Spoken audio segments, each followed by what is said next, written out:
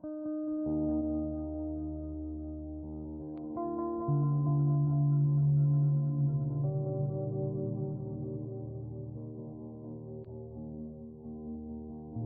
I became a man, I put away childish things. But before I became a man, I didn't always fit the shoes of a king.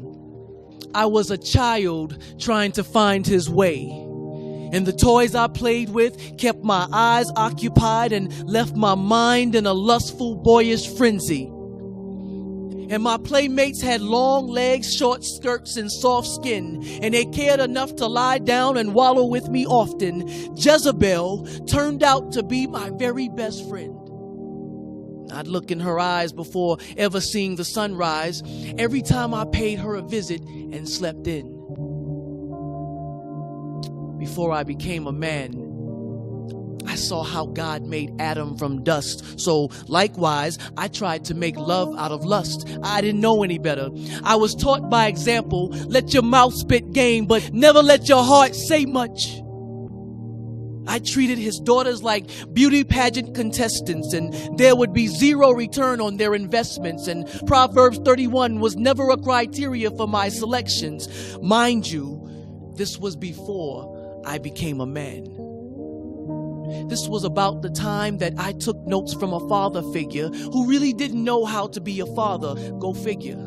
About the time that mom was a punching bag because he was too afraid to take his frustrations out on the world instead by simply enduring affliction. Yet during addiction, he could go 12 rounds against the most violent screams of stop, stop.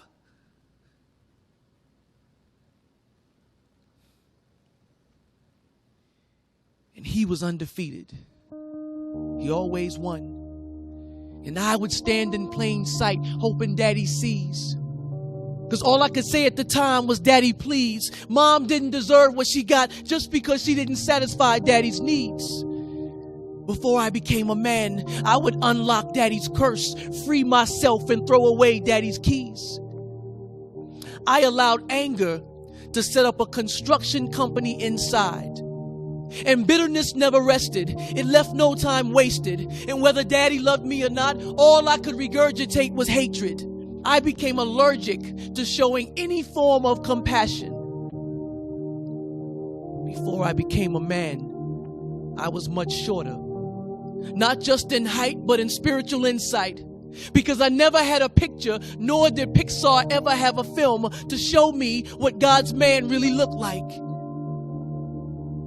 But when I became a man,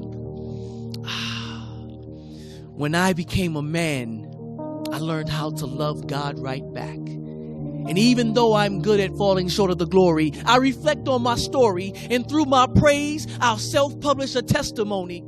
When I became a man, I learned how to cry. Because I'm not ashamed of my tears, neither will my fears muffle the groaning in my spirit.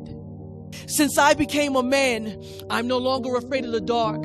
I'll wrap my fingers around James 5:16, confess, pray, and heal my heart. I've discovered that there are medicinal qualities down the corridor of introspection.